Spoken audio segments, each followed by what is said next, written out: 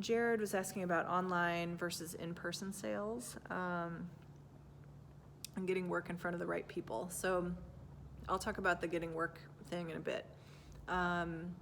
So in online versus in person, I would say two things. One, make sure you have a bunch of personal follow-ups. So if people are emailing you with questions, if you are meeting people, if people are leaving unsold carts, that one can be a little creepy to call people, but especially with email questions, I try to call people and follow up personally, to write personal messages on social media as much as I can to sort of supplement the online with the personal.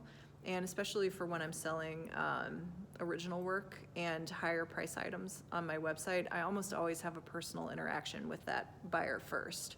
So maybe somebody's thinking about it and they always just kind of like to be romanced a little bit. And I can kind of tell when that is the case, when somebody's like, I just want to know a little more about it. And really they just want to like have a conversation. So that often leads to a sale. So I would say, add that element as much as you can. And secondly, if you're doing well in person, I'm sure you are like a really engaging, amazing person. And have you tried adding video to your website and to your specific like individual product pages?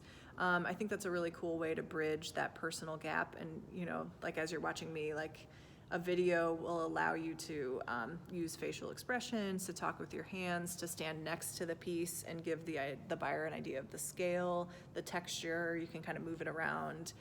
That's really worked for me in selling originals online, and that helps to give like more of your personality. So try that.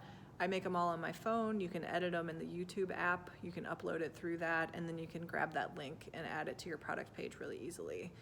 We can add something in the comments if people want some more of that how-to, but it doesn't need to be a big production.